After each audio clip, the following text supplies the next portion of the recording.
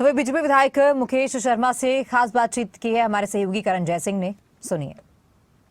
बिहार चुनाव के रुझानों में बीजेपी को प्रचंड बहुमत मिलती हुई नजर आ रही है। इस वक्त मेरे साथ गुरुग्राम से विधायक मुकेश शर्मा हैं। मुकेश जी, बीजेपी का दबदबा एक बार फिर बिहार में दिखता हुआ नजर आ रहा है।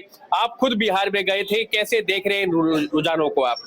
मैं जब बिहार से चुनाव में आया तो मुझे लग रहा था कि वास्तव में ही हम सोच रहे थे 170 के करीब सीटें आएंगी, लेकिन हमारी पार्टी का जो काम करने का तरीका है, जो हमारे संगठन का काम करने का तरीका है, जैसे 100 से शुरुआत होती है नंबरों में, 75 नंबरों का कार्य हम पहले कर चुके होते हैं।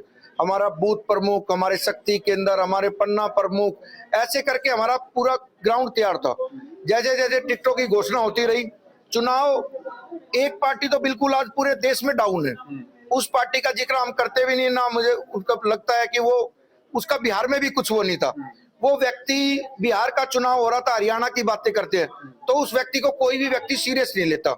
उनका नाम है राहुल गांधी जी, और देश के यशस्वी प्रधानमंत्री नरेंद्र भाई मोदी जी चुनाव के प्रति जब भी कोई बड़ी जनसभा करते हैं, उस एरिया में उन कैंडिडेटों के बारे में, और जो भारतीय जनता पार्टी का दूर दराज से प्रवासी कार्यकर्ता जाता है, उनसे मिलते हैं, उनसे पूछते हैं कैसा चुनाव चल रहा है, किस सीट पे क्या रुझान है। मेरे पास बक्सर विधानसभा थी, और बक्सर विधानसभा, इससे पहले वहां के जो विधायक थे वो कांग्रेस के थे, मुन्ना तिवारी बाहुबली बोलते थे उसको, लेकिन हमारा सौभाग्य रहा आईपीएस अफसर से टिकट मिली आनंद मिश्रा जी से, और मैंने वहां पर 50,000 लोगों से खुद संपर्क भी किया, जा जाके सभा की। हमारे 6 मंडल थे, मंडल अध्यक्षों से, उनके बूथ प्रमुख से, उनके शक्ति केंद्र प्रमुख से, उनके पन्ना प्रमुख से, और वही सीट पिछली दफा हम हराया गया था। मैं मतलब ये सोच लो, गुंडागर्दी करके 3,000 वोटों से, आज मैं हक से कह सकता हूं वो हम 20,000 प्लस वोटों से, वो सीट अभी रिजल्ट चल रहा है, 20,000 प्लस वोटों से वो सीट जीतेंगे। बक्सर की बात हो या जहां जहां भी आप गए थे,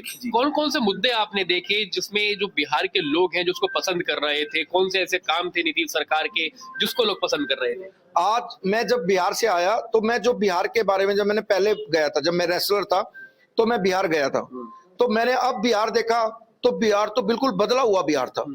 वहां पर अच्छे अच्छे बड़े बड़े फ्लाईओवर, एक फ्लाईओवर था श्री जयप्रकाश नारायण जी के नाम से 25 किलोमीटर का, एक अटल टनल के नाम से था। ऐसे बड़े बड़े फ्लाईओवर बना रखे थे। पटना शहर को क्रॉस करने के लिए 2 रोड थे, नीचे से भी रोड था, ऊपर से भी रोड था। ऊपर ट्रेन चल रही थी, नीचे ट्रेन थी, ऊपर गाड़ियां चल रही थी। तो मुझे लगा कि लोगों के मन में एक भावना थी, जिस बिहार में लोग 6 बजे के बाद घर से, शाम को 6 बजे के बाद घर से नहीं निकलते थे, उसमें 2-2 बजे लोग ऐसे घूम रहे थे जैसे दिल्ली में घूम रहे हो।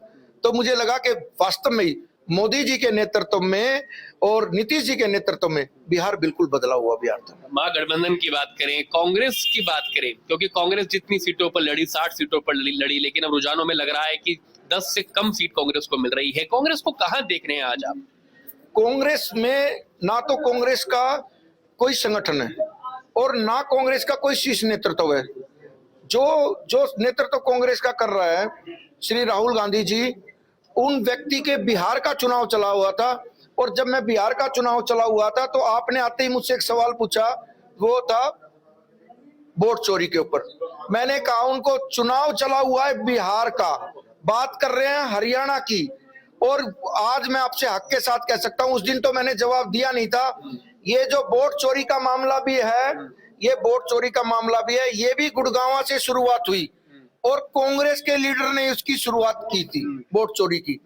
अब तो मैं हक से भी कह सकता हूं, और मीडिया के सभी लोगों को पता है कि वोट चोरी का सबसे पहला केस और वोट चोरी शुरू कहां से हुई थी। नाम भी ले लीजिए। नाम मैं ले लेता हूं। पूर्व में हमारे मंत्री रहे सुखबीर कटारिया जी, उनपे केस भी चला हुआ है वोट चोरी का।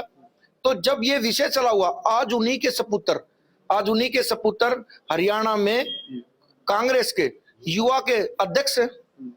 और राहुल गांधी जी ने पहले अपने घर में जाके देखना चाहिए। जिनके अपने घर शीशे के होते, वो दूसरों के पत्थर कभी नहीं मारते। हमें पूर्ण विश्वास है कि देश के यशस्वी प्रधानमंत्री नरेंद्र भाई मोदी जी के नेतृत्व में पूरा भारत विकसित भारत में जा रहा है। उसी लय पे चला हुआ है। 2047 का जो उनका सपना था कि फिर से विश्व गुरु बने। ठीक है, अपने संगठन मजबूत था, इसलिए जो रुझान है वो दिखते हुए नजर आ रहे हैं। बहुत बहुत धन्यवाद मुकेश शर्मा जी हमसे बात करने के लिए। तो बिहार में जो रुझान दिख रहे हैं उसमें एक बार फिर बीजेपी को प्रचंड बहुमत, एनडीए को प्रचंड बहुमत मिलती हुई नजर आ रही है। गुरुग्राम से वीडियो जर्नलिस्ट जितेंद्र शर्मा के साथ करण जयसिंह, खबरें अभी तक।